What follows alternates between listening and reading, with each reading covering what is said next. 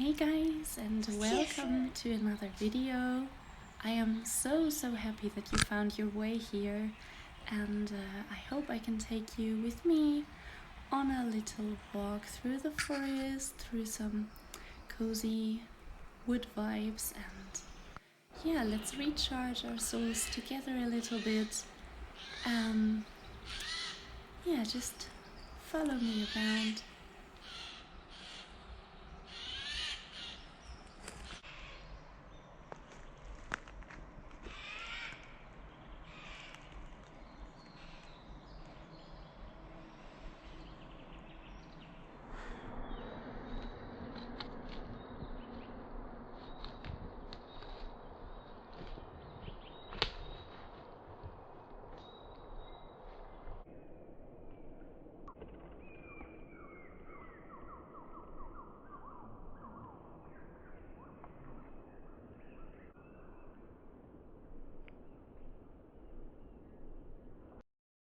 Even though the snow is already melted, it is still pretty cold outside, so I'm back inside and warming up with a nice cup of coffee and also a little snack. So let's just sit a while inside. Maybe you can grab a coffee too and make yourself a little warm snack, and let's have a cozy time together.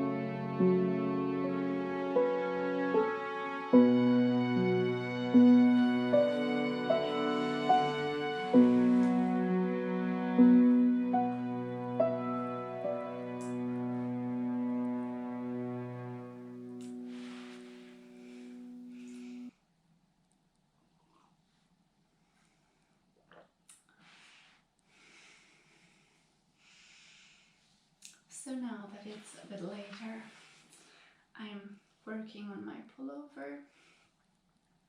It's just an improvised pattern, and I like to spend my winter evenings knitting some warm clothes, even when I would really need this already.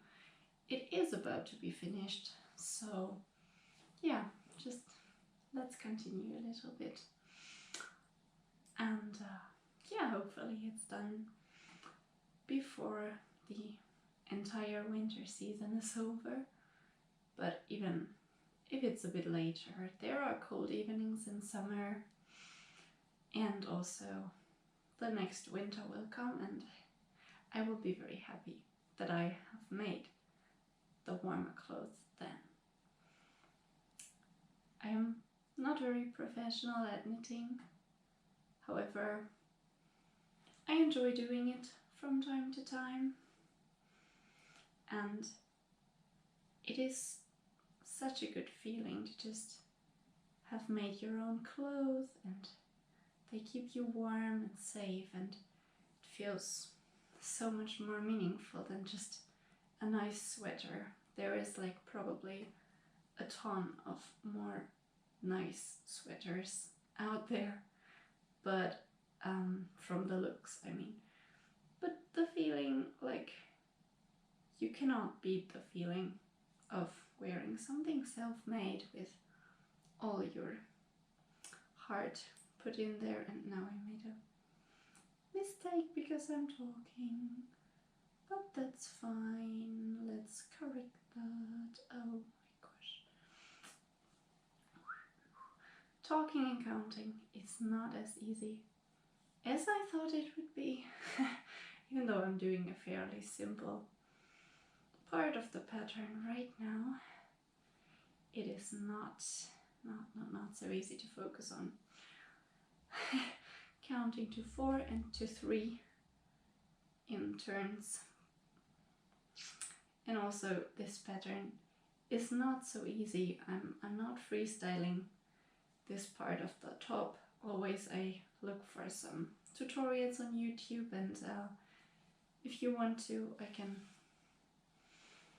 take a close-up of it when it's done, because it's like, that's really some cool work, and I will link where I found it. But the rest is like just improvised and doesn't take so much concentration usually. But now this pattern does. And also, yeah, I wanted to make a nice top area and not to be wonky and wobbly and funny looking at the top. I mean, the rest is pretty simple, but the shoulder part is something I haven't done very often yet. So I'm just looking at some instructions here and there, and then I know how I can do it. And always it has a little bit of a freestyle element to it as well. So yeah, you can just sit down, have a cup of tea or a cup of coffee, and join me on a little bit of a talk about what I am planning to do, since yeah, I've made a video about the forest and already shared that I'm making a forest exhibition in the next couple of weeks or months, probably rather months, but I'm always a bit impatient with myself about that.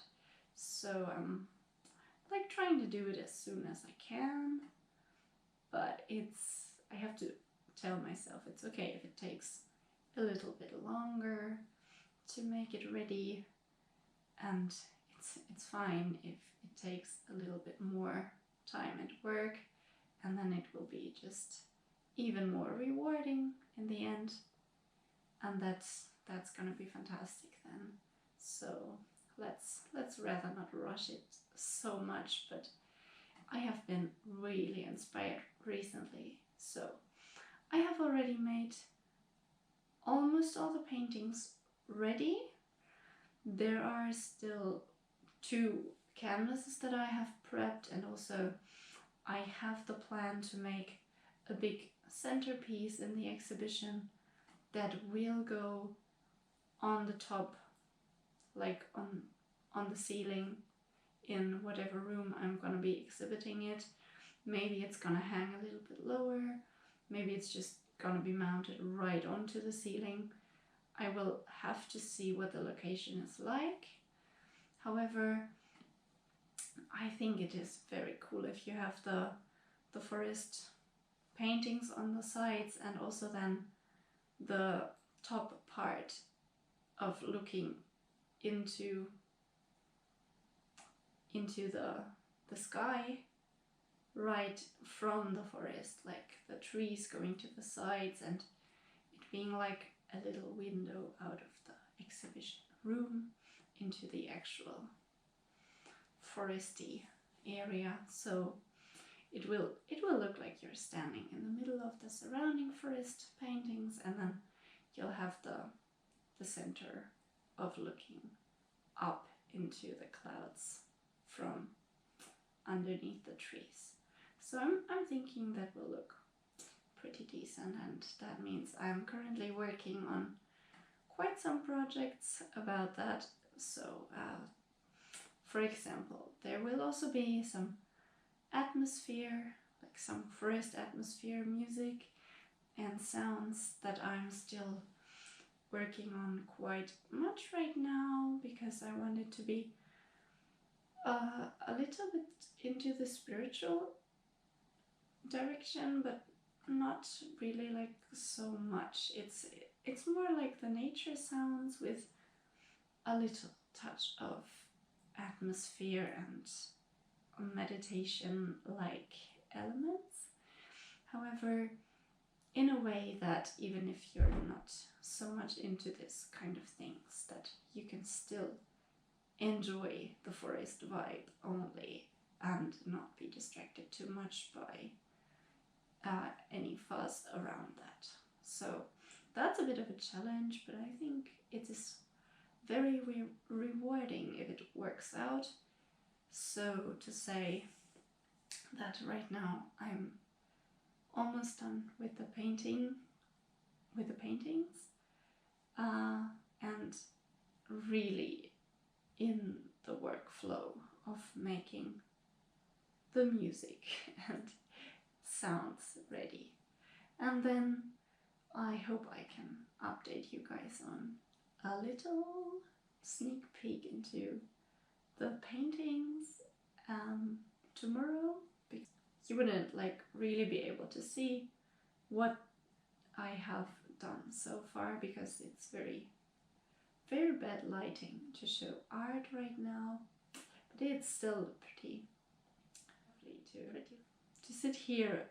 I'm actually sitting in the middle of the artworks, and you can only see probably the one hanging on top of this couch here, but that was a little bit of a, so to say, artistic coincidence that I have suddenly created a snow picture which will not be a part of the exhibition, even though it was created within the flow of making the forest artworks, but it's just a very different atmosphere on that one. So I will see if there's gonna be some follow-ups for that as well, or if it's just like a one-time thing that it inspired me so much that we had some real winter here, because it doesn't usually happen. So in this area here, pretty close to the sea, to the Northern Sea, you usually experience a lot of rain and fog and just basic wet, cold feelings and things. Here it's like pretty weird weathers. Usually I think it's more like when you're at sea. There's not really summer, not really winter. It's just like cold and wet and misty, and it has its own beauty. It's sometimes really interesting, really mystical in a way, and it looks quite magical then. sometimes when it's sunny, but also so foggy, misty atmospheres, and you can see some really pretty colors. However, I do really love the real seasons, you know. So I'm a winter kid, and I really appreciate real winters, and we have not had real winters here for such a long time. So it was quite natural that this year, when it was like really snowy and cold for many days, and not just for like a 1/2 of a day like usually, it was very obvious that somehow something in my art would have to be inspired also by that winter, though it was also quite rough. It was really cold, and also it was very much snow. You had to like work your way through when driving somewhere or walking somewhere, and people were falling down because nobody is used to snow, and nobody is used to like the slippery roads, so it was a bit dangerous for some people. But I really always still have to say that I enjoy the snow, and especially when there's like snow and then some cold sunshine, or like slightly warm sunshine that is coming through, and you still have this ice and snow all over. So yeah, I guess I have to make maybe a couple more paintings of that, because I really like that. And we had some of this here. You didn't even have to drive anywhere special. It was right at our door, and that's just beautiful. So yeah, back to the exhibition. I guess I will insert some clips of what I have made so far from tomorrow then, and also I'll take you guys with me to some gardening preparations, because I just love that we can have our own nature providing for us when we are, I mean, nature is a bit of a strangely chosen way to say it, because we're actually just making it come. It's not naturally coming then, but if we are growing our own food, it is nature providing for us, even if we kind of take the first step of inviting it to do so.